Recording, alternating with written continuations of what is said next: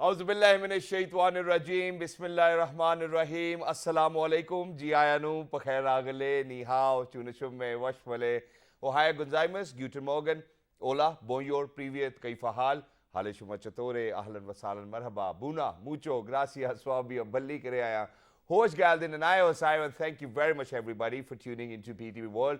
You're certainly watching World this morning, and I happen to be Shahzad Isan Khan, Banda Hazir. But then at the same time, ladies and gentlemen, I pray to Allah Almighty that each and every one of you are actually doing wonderfully well, you're healthy, wealthy, and that you're ready to kickstart your day with us, which I obviously take pleasure in, making sure that every single day I'm going to be right on your television screen so that actually you can enjoy, have a great day, great start to the day, and this is something which is really very important. And every day when I open my eyes, alhamdulillah, I remind myself that I need to be thankful to Allah Almighty for giving me another opportunity, another chance to move towards my destiny, to make Allah Razi. And please make sure that whoever is watching us in 46 different countries, please make sure that you do so as well. Be thankful for whatever Allah has actually bestowed upon you as well, or whatever your faith tells you to as well. I have a very important message today, and it's because of the fact that, I've gone through these conditions similar times. So imagine, you have your staff working with you, either you're working for somebody else as well, and most of the time what happens is that if the job is not done that the way employer wanted it to be done, ladies and gentlemen, you get a lot of bashing. The boss is going to get angry, and they will never probably speak the same way as well. But what I have decided for myself, there are two things. Number one, if you realize that there is this person who cannot change their habits, there's no point of you getting angry. Please make sure that you take a note of that. A person who cannot change his or her habit, please make sure that you do not get angry with them, number one. Number two, please make sure that you never give anybody else the right to make you angry. These are two important aspects, two important things, which if you will follow, inshallah, you will certainly have a very relaxed life as well. And this is something which we want for all our viewers, even if you are a viewer or not. We want a good and a healthy life for all of you people who are out there as well. So let's get started. Over here in Islamabad, the weather is just amazing. It's drizzling a little bit in some parts of Islamabad, and in some parts of Islamabad it's still dry, but it's cloudy weather. You look at the Magla Hills and you feel like, why am I still in the studio? I really need to go out for a drive. But yes, after the show, you're allowed to go wherever you want to go, because today's show, ladies and gentlemen, is going to be a very important one, and it's just going to be as per what is required for us to kind of discuss, because it has been raining. But before I move on towards that, I think it's about time that we celebrate our heroes, and everybody should, ladies and gentlemen, and not just heroes. I keep on talking about it, that how important it is for any nation to remember all of those people who have served for the country as well. So today, 73rd martyrdom anniversary of Pakistan's first recipient of Nishan-e-Haider, Captain Muhammad Sarwar Shaheed, is being observed today. Muhammad Sarwar was born on November 10th, 1910 at Shingori village in Gujar Khan. He was commissioned in Punjab Regiment during 1944. He was awarded with Nishan-e-Haider for laying down his life during the first Pakistan-India War in 1948.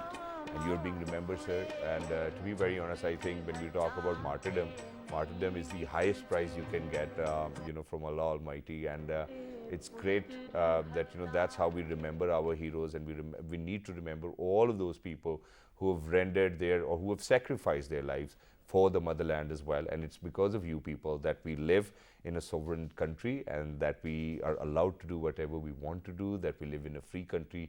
The credit goes to you and all those people who have actually sacrificed or rendered any sort of service for their motherland as well.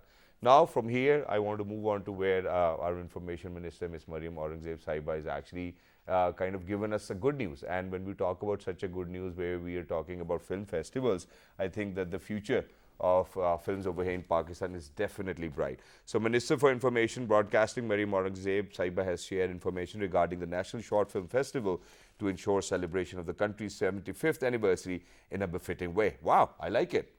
The minister tweeted, which also included thread bar details of the film festival. Duration for the short films would be 60 to 90 seconds, while the themes for the festival included Sufism, minorities, education, democracy, history, world peace, film Pakistani cuisine, tourism, diplomacy, culture, heritage, youth development, interfaith harmony, women empowerment, music, sports.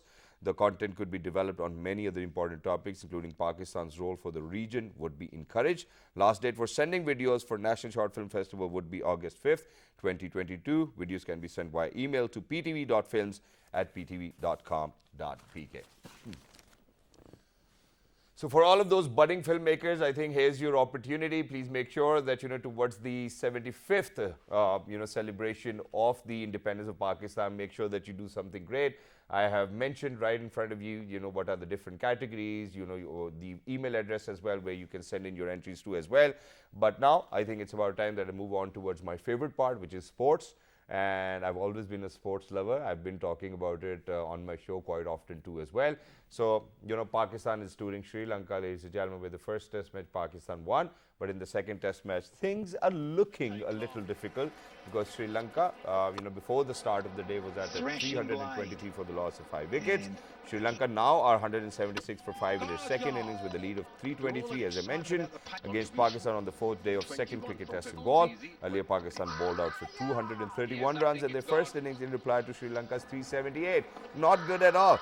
PTV Sports HD is telecasting the entire series live. Resuming their innings on the overnight score of 191 for 7, Pakistan bowled out for 231. Prabhat Jayasuriya clean bowled Hassan Ali, who made 21 runs. Off-spinner Ramesh Mendes sent back Noman Ali and then trapped overnight batsman Yasir Shah LBW for 26 to a record third 5-wicket haul in his 10th test to wrap up the test innings.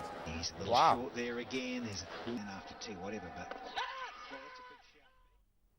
so Sri Lanka, it definitely looks like as if you have outdone Pakistan. But hey, you know what? We still have another day to play as well. And even today is going to matter. So if Pakistan is going to get the wickets earlier, I think that Pakistan will be able to chase it. We have done it before in Palakele, Sri Lanka, 367. We have chased that. Yunus Bhai, Shan Bhai did that too as well. In the first test, we have seen how Abdullah Shafiq and Babar Azam rose up to the occasion. And that's all what is required of them as of now. Now, coming down towards where I said that, we have a really very important topic to talk about. And I'm very lucky, I'm very privileged, I'm very honored that the gentleman who's actually joined me over here in the studios happens to be one of the best in this field, and that not just in Pakistan, all over the world.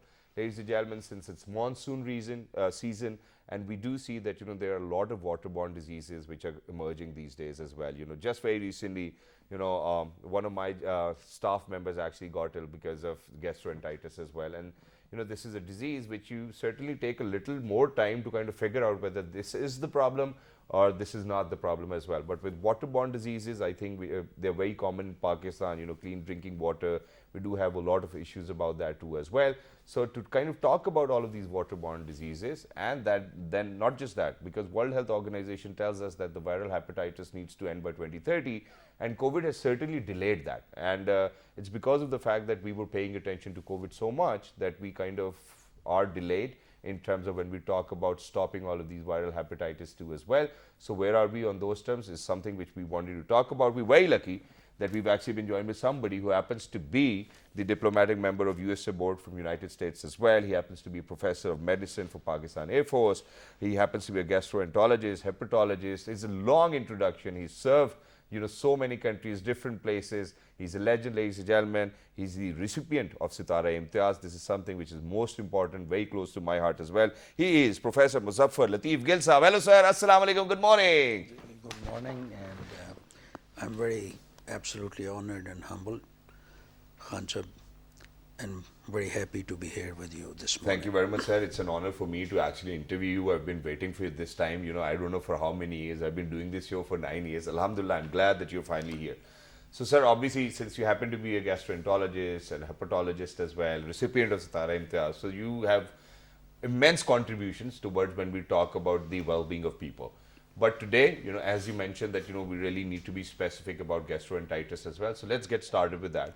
With waterborne diseases, is gastroenteritis the only one which is most common? Why does it occur? What are the problems and challenges? Listen, gastroenteritis is a loose term we use, okay? Basically, what it means is inflammation of stomach and small intestine. All right. And this is just a symptom, a phenomena of infection, All right. right? So there are, when we say waterborne diseases or foodborne, food is made or cooked with water. So there are certain aspects of this gastroenteritis. We have one simple, people present with nausea, vomiting, and diarrhea. And usually there is a history that they have some restaurant food or some food, old fridge item, okay?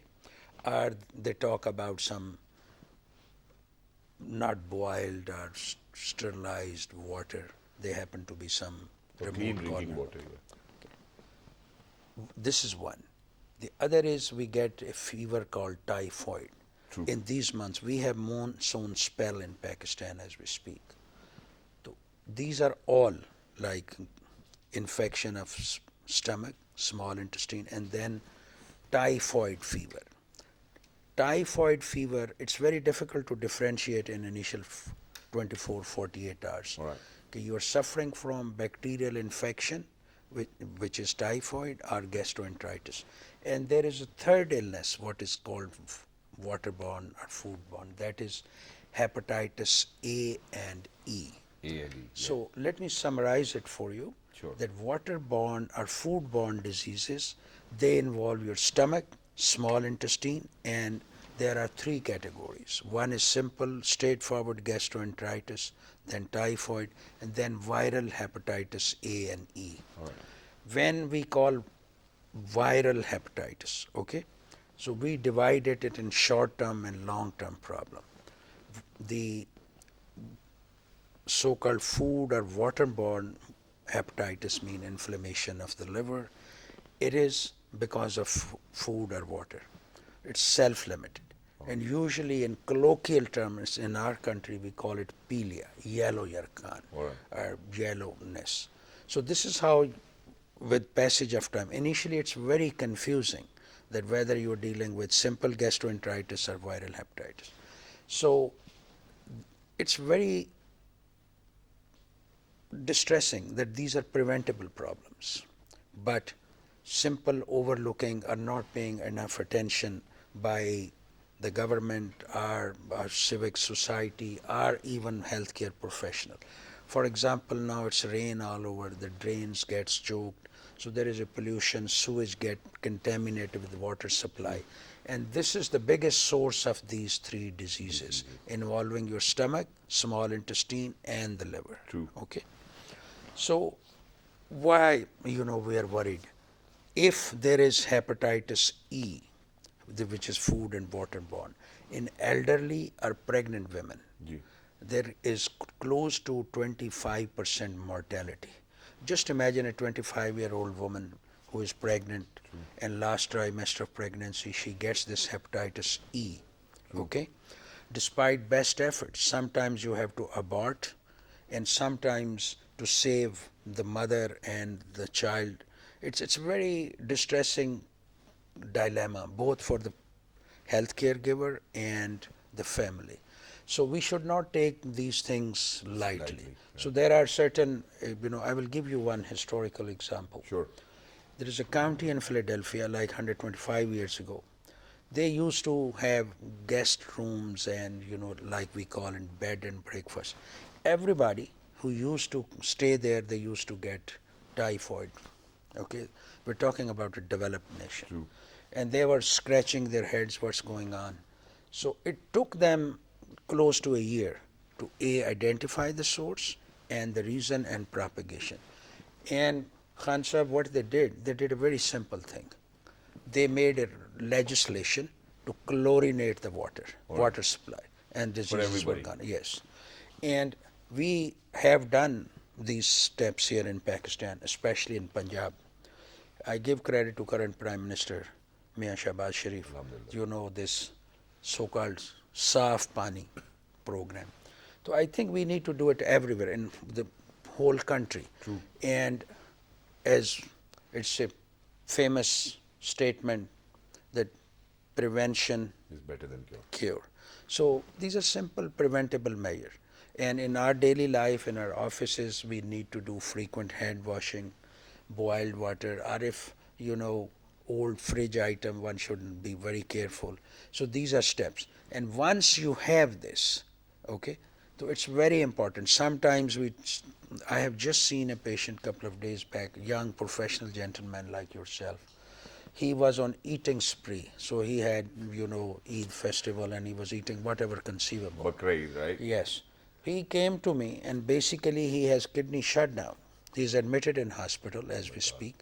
So we should not take this diarrhea or gastroenteritis very lightly. Sometimes it becomes so critical that you keep visiting the restroom and as a result you become dehydrated, your blood pressure drops and circulation to your vital organs gets compromised. And then the organs can get damaged too as well. But which is why I say, let's simplify for our audiences out there in 46 different countries. So, you spoke about, viral hepatitis as well. You spoke about hepatitis C. So what are the early symptoms with which we should actually kind of go to the doctor as soon as possible? Speaking about gastroenteritis, hepatitis E, or probably A2 as well.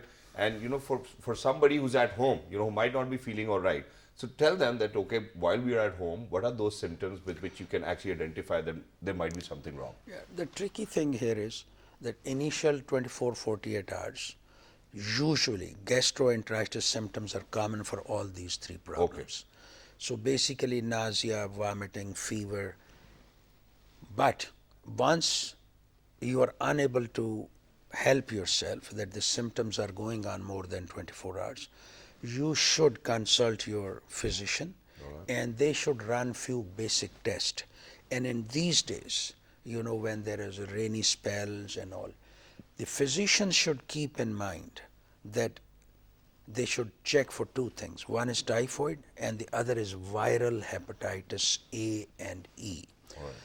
When it's full-blown disease, you have yellowness of eyes, its symptoms, anybody can pick. But you need to keep in your head high suspicion for this problem. If you miss it, then it becomes very prolonged. And, patients are simply miserable. They have itching and loss of appetite, and they're simply miserable. So one should be, for the common public, that they should be sensitive. If the symptoms are not resolving in 24 hours, they need to visit their caregiver. And for the caregivers, the physicians are people who are looking after these patients, they need to keep in mind. The simple step is, one, you check their LFTs. These are called liver function tests. So that reflects if there is inflammation in the liver. So you may not see in initial 48, 72 hours yellow eyes. So if you check your liver function test, then you will only check if you are thinking about it. Then you do run hepatitis A and E. This is a different test. So if you pick it early, so this way you can help your patient very quickly, early intervention. There are certain medication one should not use. For example, if you have viral hepatitis A or E, paracetamol, Tylenol or Panadol, it's the same thing. It has acetaminophen in it. So if you keep using yourself these paracetamol, so what happens is the liver gets damaged. When I was young like you, as a young trainee Still doc, look young, sir. Alhamdulillah. No, old age is catching up, Khan sir.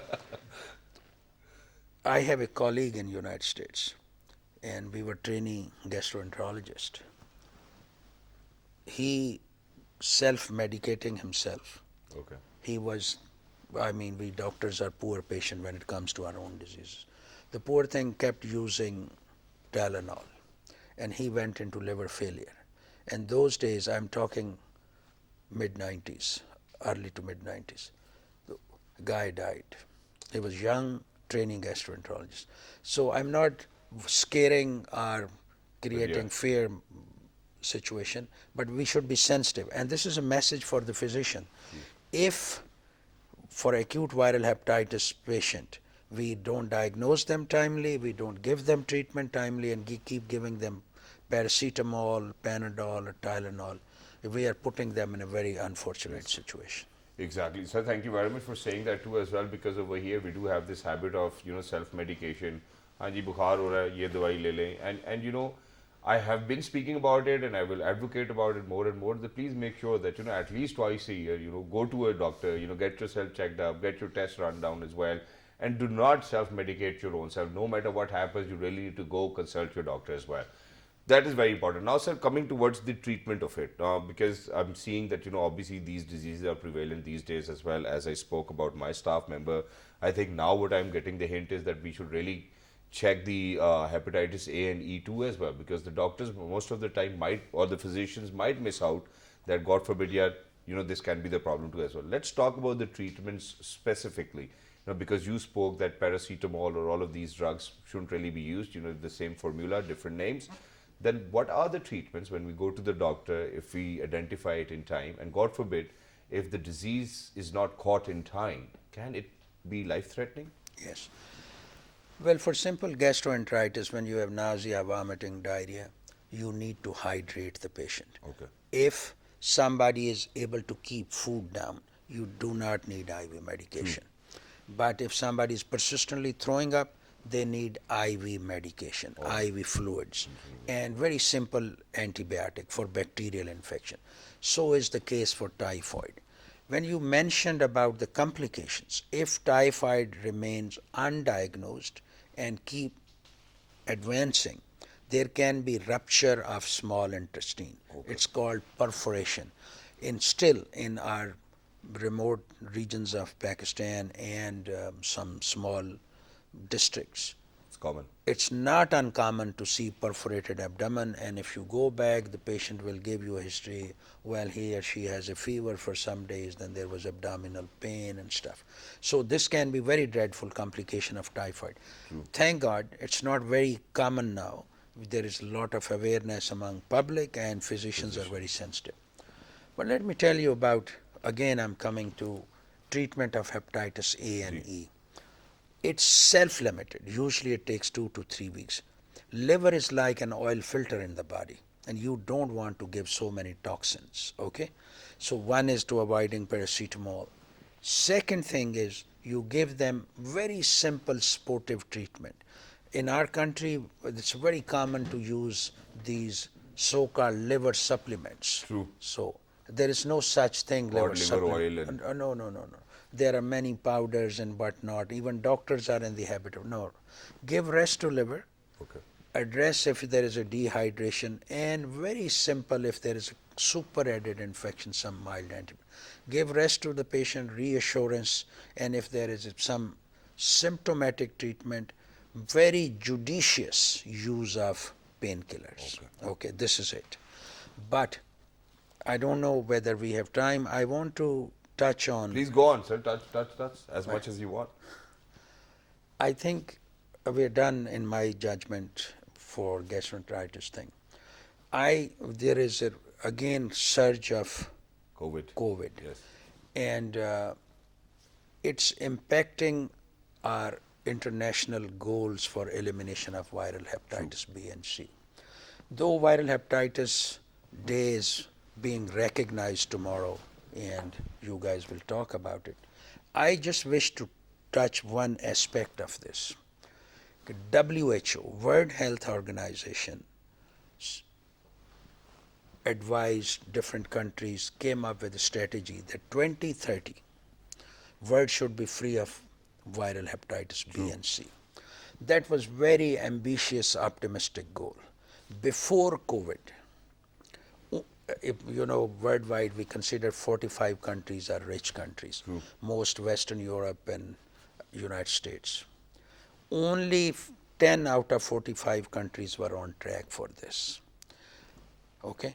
Even mighty United States were not on track to eliminate viral hepatitis by 2030. It was very alarming. Then came COVID, okay? And that was the worst nightmare world has seen.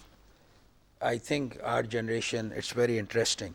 We used to read in novels, books, and movies about epidemic. And we lived through it, okay? But we have paid price, everybody, economy, emotional, physical health. But it has dented this elimination program big way because it went into backseat. And what are the implications? Now, the reason I'm bringing this up, COVID is surging again. We still have pool of viral hepatitis B and C patients. Pakistan population by conservative estimate is 220 million. True, sir. And 8% are suffering from this disease. So there are 20 million Pakistani as we speak who have this problem. So this pool is there, and if we are not treating, testing, and they are adding to other people. True. Okay. So there will be a lot more burden on the lot healthcare more system. burden. So there is always, talk in some quarters, okay, we are drumming this beat about hepatitis. What's the big deal? Listen, if a child is born with hepatitis B or C, if he or she is not diagnosed, by the time they make to college or university age 20, there is a 30% chances that they have cirrhosis of the liver. Okay? Because It goes undetected, it's called silent killer. And if I may allow to use this Urdu word, it's called khamosh qatil. True. It's not a nice word to Silent use. killer, yeah. Once it is advanced to cirrhosis, nothing works. Yeah. It's just palliative. There's no coming back. The only solution is new liver.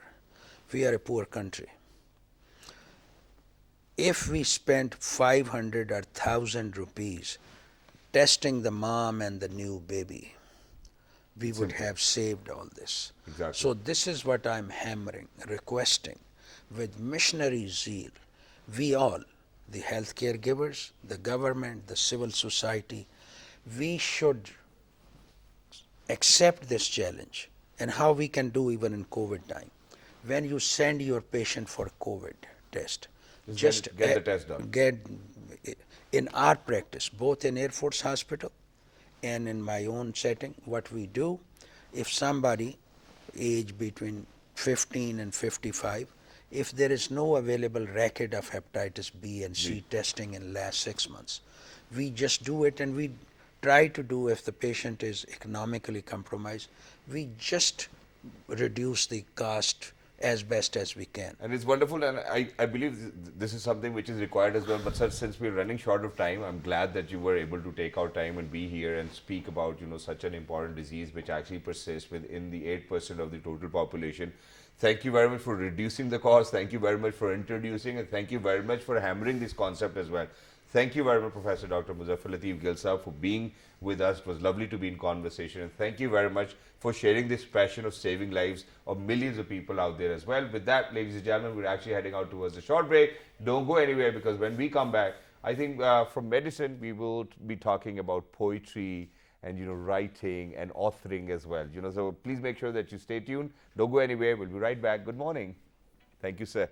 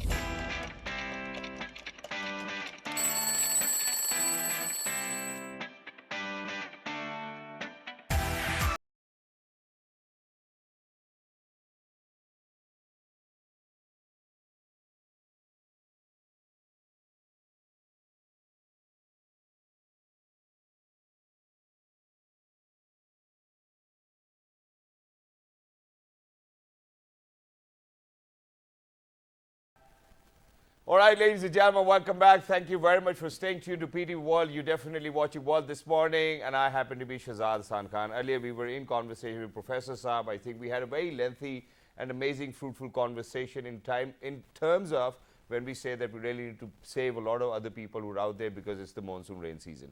Now, I'm going to come back to where I've been speaking about it quite often, that how, in the newer generations, because unfortunately my co-host is not here, but we've always had this debate where she says that, I like to read on the cell phone, and I'm like, hey, you know what?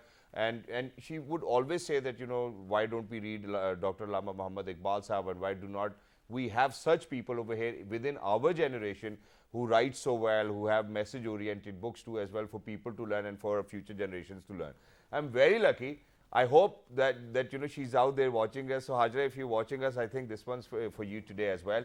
Because this gentleman I'm going to introduce, he happens to be a wonderful author. Not just that, he happens to be a poet as well. He's actually translated Nobel laureates into Urdu himself as well. He lives in Japan. Ladies and gentlemen, we're very lucky that we've been joined by Mr. Amir bin Ali Saab. Hello, sir. Assalamu alaikum. Good morning. Ohayo gozaimasu. Privyet. Thank you very much for having me. Privyet. Ohayo gozaimasu. Good morning. Good morning. Guten Tag and Guten Morgen as well. But sir, it's wonderful to have you over here. First things first, I really want to appreciate how you actually have command over more than 7 languages.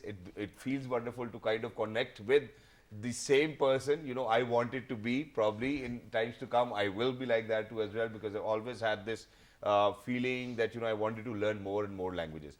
But Amir bhai, when we, because this is the debate that when we go back in time, we talk about Qaid-e-Azam Muhammad Ali Jinnah, we talk about all of those leaders who've actually done so many wonderful things for the country.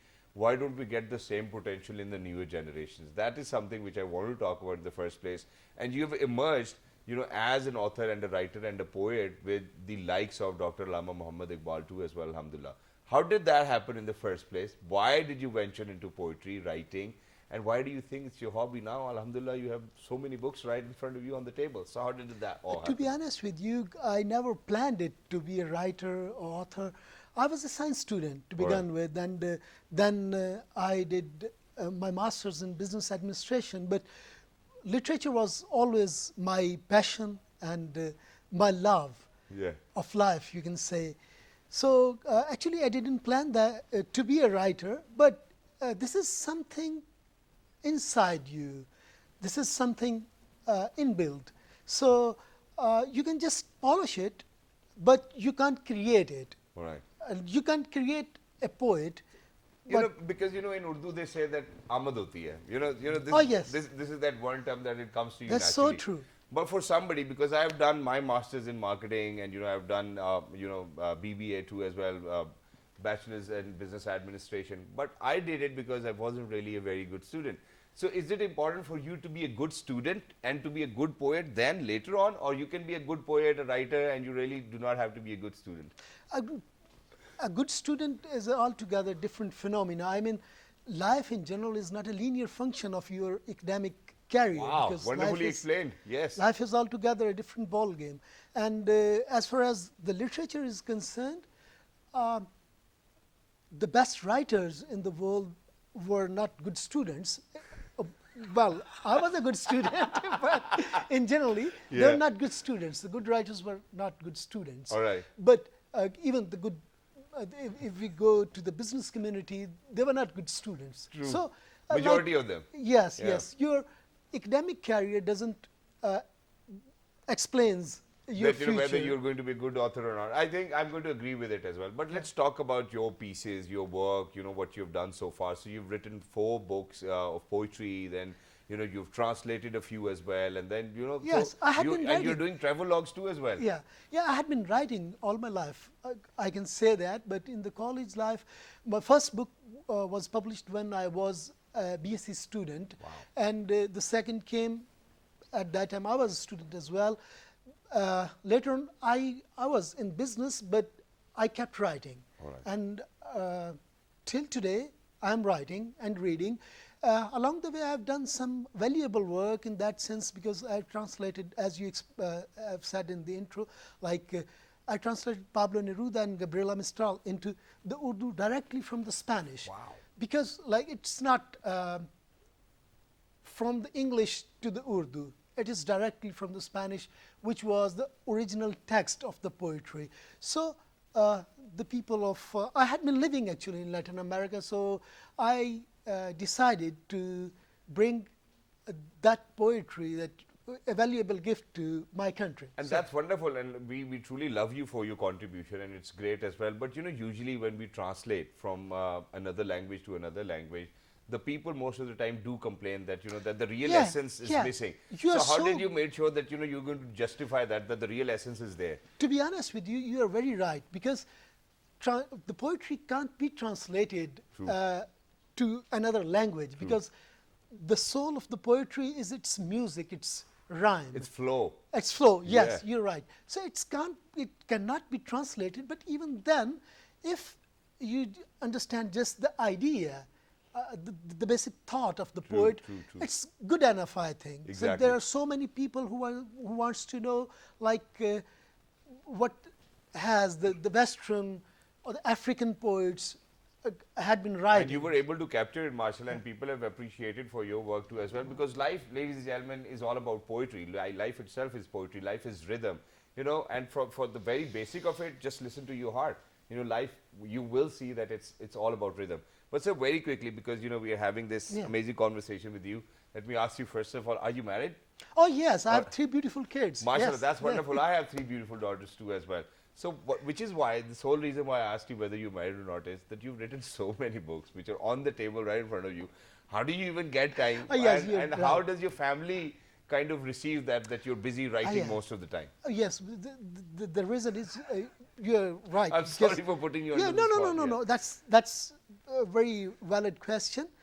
Most of the time, I had been living alone, Yeah. even after marriage, Okay. because I was changing my. You were City of traveling stay. all over the globe. Yes, I had been traveling. Yeah. I would say I was lucky Mashallah. to had been able to go to all parts of the world, and because after the COVID and right now it's not that easy to travel international, but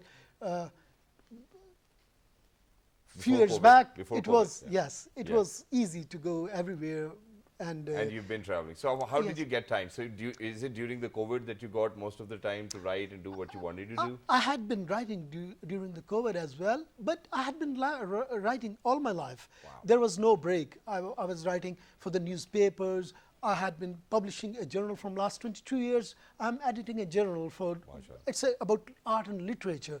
So most of the time I was alone, and I had time. So your question is valid. I was living alone most of the time. Yeah, so you I had I time. have family, so due to nature of my business, I had to travel a lot. So I was alone most of the time. So that All right, so you managed to write. I think yeah, I that's managed, wonderful, yeah. and that's your contribution to the world too as well, which is why now what I want to ask you is that, when somebody is a poet or an author, I think I want to focus on the poet side of yours as well. So I've had people, because I write myself, I have a few Oh, that's writings, I share it good with to people, know that. we sit down, alhamdulillah. So when I was in college or university, I would write things for people. Did you ever, while you were in college or university, because I see poets might not be so very outspoken in front of public, Yeah. but they do have their own expression. Yeah. And, so the romance in college or in university days is very different. So did you write some poems for somebody? Did you share it with them?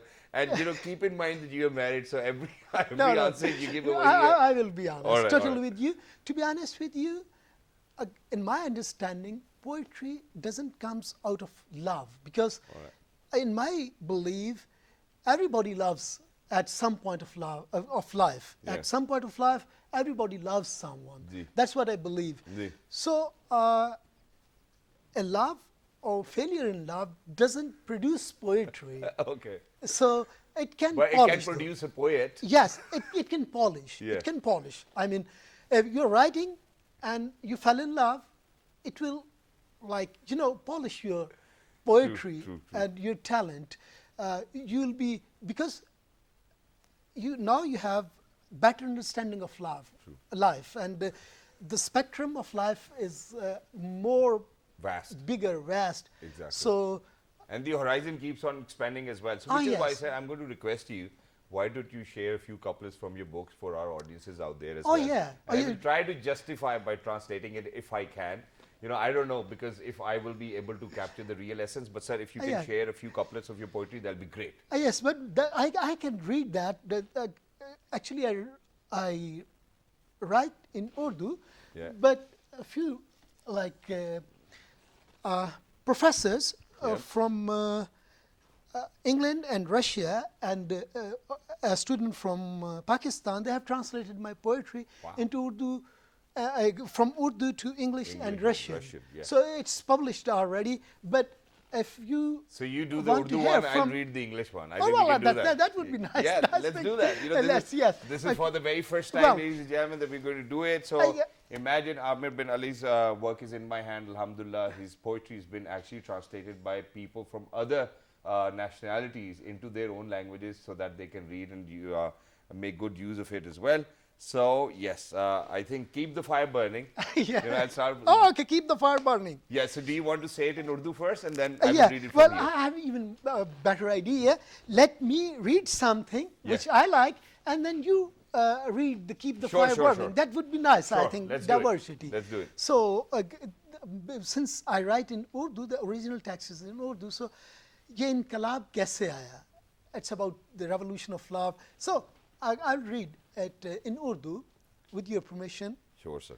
बहुत हैरान होता हूँ किसी से जब ये सुनता हूँ, बहुत हैरान होता हूँ किसी से जब ये सुनता हूँ कि तू रातों को तन्हा देर तक तारों की छाँव में अब अक्सर अपने घर की छत पे बैठा ख्वाब बुनता है। मैं अक्सर सोचता हूँ तू मिले तो तुझसे ये पूछूं, अंधेरों से तुम्हारी दोस्ती कैसे हुई हमदम, तुम्हें तो शाम की परछाइयों से खौफ आता था। Thank you very much. Wow, wow. And you know, so I'm going to go back to my question where I was like, it's all about romance, and that's how it is. And imagine what I have. So, you know, from the keeping the fire burning, I think, ladies and gentlemen, I'm going to read now. And so let's get started. My friends, my comrades, I do not know how many oceans I crossed after leaving your company. I'm standing on a peculiar island now. This island is so afar that if any bird takes a flight from here, most probably, during the flight his wings would breach before it reaches you. All the facts above are true, but yet I firmly believe. Keep the campfire burning, for that I shall return some night soon. Wow, sir. Thank you very much. I wrote that ठंड poem. पड़ गई है, ठंड पड़ी है मुझे इसको Thank पढ़ने के बाद Thank you. माशाल्लाह। That's first time I left Pakistan. I was in Peru, Latin America. Yeah. When I wrote that poem. So thank you very much for reading. It was like a wonderful experience to be in Latin America and living abroad. But you know, you keep missing your home. True. Someplace home. Keeping the fire Yeah. burning. Yeah, you know Yes, that, and yes. it's wonderful. And sir, now what we're going to do is that we actually have a few pictures of your books as well. So I want you to kind of look at them and tell our audiences where they're available and what will they get after reading these books. All right? So please Yeah. go ahead. First one. मोहब्बत के मौसम. मौसम, बातें सारी आपने मोहब्बत नगर की की है. नगर एक नजर. This is a travelogue. Rubaru, these are interviews of celebrities. Sargoshian, that was my second book of poetry. Yaad Na Aaye Koi was my first book Wow. of poetry. Aaj Ka Japan is a travelogue about Japan. Wonderful. Chalo Ikrar Karte Hain, it was my third poetry book. और इकरार किया था फिर sir. Oh yeah. Poems of Amir bin Ali. These are translation and Guftgu. That is a book of यहाँ interviews. गर्दी. Jahan Gardi is another travelogue. Mohabbat Chhu Gayi Dil Ko is a poetry book. Wow. That was the latest. And Mohabbat Mohabbat Ke Duran, Gabriela Mistral and Pablo Neruda is translated from Spanish text to the Urdu. And you Mohabbat did Ke it Mausam yourself. as a collection. Yeah, and it's wonderful. So, you know, we've gone through it over once as well. And, you know, for all of those people who are out there who read as authors, obviously Amir bin Ali is a great name when we talk about literature too as well. Which is why now I'm going to come down to how people have advanced from writing books to making travel vlogs, right? And, you know, so you have books where you have written about your journeys, for example, Japan Ka Safar and all of these. So how do you think that you're going to relate with the newer generations when you're still using the medium, which is seldomly used by our future generations or newer generations? I think the book still is very important for the communication. True. And it's true that the people are transforming from the hard copy to the soft copy or to the screen reading. Electric copy, yeah. Yes, but still the circulation of the books is increasing, not decreasing. True, true, internationally. true. So the travel logs, as I've mentioned, are meant to the benefit of the fellow countryman if somebody goes to the places I had been. So it creates some easiness, True. some comfort, some solace, for some kind of help, you can say, if somebody go to the places where I had been. So that was the idea. Exactly. So they will get that comfort and solace too. Yes, yes. So, right now, it's true that the 40% of the books are soft copies, not the hard copies. But They're still books? These are still books. Yeah. So maybe in the future it will be a paperless planet. There will be no papers, no books. might not in be the cutting down hard trees. copy. Yes. But we will still need books as well. And Yeah. there's a reason, Amir Bhai, and thank you very much for saying that. And it's because of the fact that wherever I have been, so I've been to, alhamdulillah, more than 15, 16 countries. You know, you go to a bus stop, a train station, airport, you know, you will see people holding their books. You know, while they're in the queue, they will read and they will make sure that, you know, that they stick to that as well. And this is one habit, ladies and gentlemen, which can change your life, because leaders are readers. Please make sure that you keep that close to your mind and heart as well. But thank you very much, Amir Bhai, Thank you very for much. being with us. Lovely to be in conversation with you, and that too, you know, an author and a poet of today's decade. This is something which I've loved the most as well, and that's what your work entails as well. And for everybody who's out there, please make sure that you catch up on his work as well. I'm going to actually save all my goodbyes and then read something towards the end, and that is, so please make sure that you write to us on our Facebook page, which is with the name of World This Morning. On Twitter, it's World This Morning without a G. On Dailymotion, YouTube, it's World This Morning. The fabulous repeat is going to be at 4:05 today. But before I say goodbye, ladies and gentlemen, let's listen to this one, because this says, "Sweetheart, when the rainfall of pain stops and the heartbeat of time freezes, then come to wake up the asleep scars, thus you come. Or the loneliness over your shoulders calls and knocks the door, then do not worry at all, thus you come. Come and leave after telling about your fears, and after increasing my pains, thus you come. Look after yourselves. Allah Hafiz. Good morning."